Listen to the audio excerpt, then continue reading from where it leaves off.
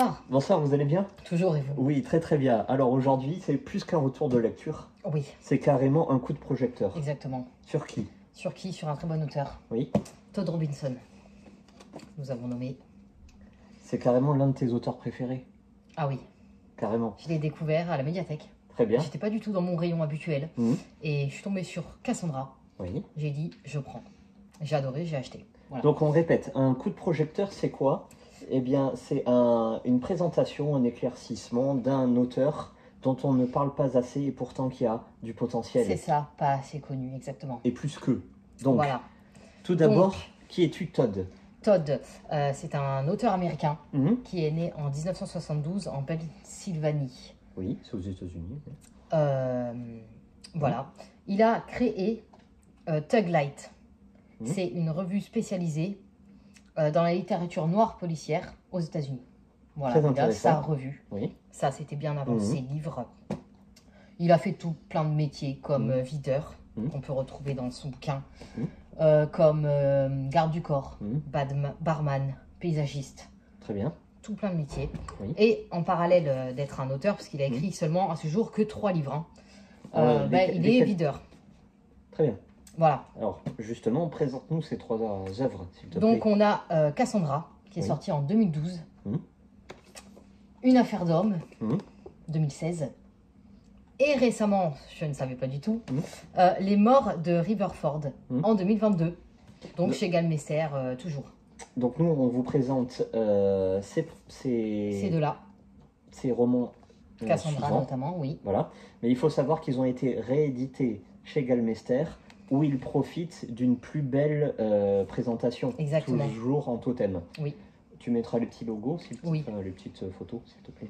bien sûr. Très bien. Donc, nous allons présenter surtout son premier, qui est pour nous deux son meilleur. Exactement. Voilà. Est-ce que tu peux nous faire le pitch, s'il te plaît? Tu veux que je fasse le pitch? Oui. Alors on va suivre Boo et Junior, qui sont 2 videurs. Attention, c'est des gros bras. Oui. Ils sont musclés. À eux deux, je crois qu'ils font 215 kilos. Très bien. Voilà. Des belles Tatoués, plein de tatouages. Voilà. Des durs, en apparence. têtes. C'est des amis d'enfance qui se sont connus dans un orphelinat. C'est ça, très jeune, à l'âge de 8 ans. Très Ils bien. se sont jamais quittés. C'est des grands potes. Ils bossent ensemble et puis un Oui. jour, le procureur, il va demander à ce qu'ils partent à la recherche de sa fille qui a disparu. Sauf que la fille, elle a 15 ans. Et s'il se peut, c'est juste une fugue. Donc eux, Oui, au début... oui, tout le monde croit que c'est une fugue. Voilà, donc eux, au début, ouais, non, pas intéressant, qu'est-ce qu'on y gagne? Bon, au final, ils vont partir à sa recherche. Mais est-ce une fugue ou de mauvaise fréquentation? Ça va partir en chasse à l'homme. Alors, ce qu'il faut préciser, c'est que dans ces bouquins-là, c'est toujours Boo et Junior, Oui, qui sont videurs de là boîtes, également, oui, à qui on va venir demander un petit service. c'est ça. Mais le petit service, en fait, il cache des trucs bien globes, Pas mal bien de noirs. problèmes. Oui, oui, voilà. Donc, en fait, c'est la porte d'entrée vers une avalanche de très, très gros problèmes. Exactement. Voilà. Donc, pourquoi ce coup de projecteur? Pourquoi ça te plaît? Pourquoi, en fait? Alors, pourquoi ça me plaît? Parce qu'on s'immisce facilement dans l'histoire. Et pourquoi? Parce qu'il est videur, le Todd. C'est un gros bras, il est tatoué. Donc, en fait, c'est comme s'il se décrivait. Ah oui, oui. Et il raconte en même temps son expérience. On peut trouver pas mal de... D'anecdotes privées.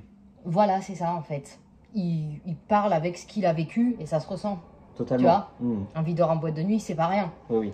En plus, il écrit dans sa ville. La vie du quartier, la vie de la rue. C'est ça. Il gère, il connaît, il est dedans. Donc voilà. Voilà, les emmerdes, c'est sa vie. Oui, Il a décidé de oui. l'écrire, ça marche. Très bien. Ça marche. D'un point de vue de l'écriture, justement. Ah, c'est top, c'est génial. Attention, c'est noir. Langage peut-être un peu grossier, violent. Totalement C'est le grossier. but du bouquin. Voilà, ça va parler des sujets forts.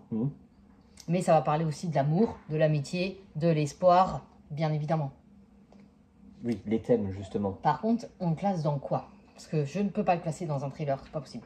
D'accord. Policier peut-être, mais ce ne sont pas des flics qui enquêtent. Maintenant. Roman noir, moi il me manque encore un petit truc pour que ça soit vraiment noir. Donc je sais pas du tout dans quoi le classer franchement. Bah, les romans noirs, ça veut dire que... Là ils disent polar, mais pour moi c'est pas un polar. Le roman noir, on a déjà fait une vidéo là-dessus. Oui. C'est quand tous les personnages sont condamnés dès le début. Non. Et en fait, l'atmosphère sociale appuie plus fortement sur les épaules, histoire de les noyer complètement. Est-ce qu'on peut vraiment parler de noir là-dedans? Je pense pas. Non, parce qu'il y a de l'espoir en fait. Est-ce qu'on peut parler de polar? Est-ce qu'il y a une critique sociale derrière? Non, et puis bon, polar, c'est long, ça prend son temps. Là, dès le début, tu as des dialogues. Hein. Ouais, mais dès le début, il y a de l'action aussi. Ah oui, oui, ah oui. Et surtout, c'est des scènes d'ouverture. Voilà. En fait, ça castagne sévère dès le début. Et ça, c'est très bien. C'est ça, et ça fait, oui, 300 pages. Ça fait que 300 pages? Celui-là, il fait 300 pages. Ah oui. Voilà.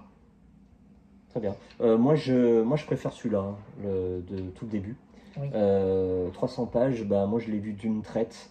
Il y a du rythme. C'est très bien écrit et décrit. On sent qu'il y a du vécu. On sent qu'il parle de lui-même. Comme je te dis, bon, critique sociale, il aborde quelques thèmes comme ça, mais c'est pas non plus développé. Voilà, il aborde des thèmes comme la politique, bon, etc. Il n'est pas buté sur une idée. À vous de le découvrir. Voilà. Moi, c'est l'ambiance, atmosphère, c'est de la déconnade. Il y a carrément une course-poursuite. Je sais pas si tu te rappelles, c'est fini dans un appart, ça part en éclats.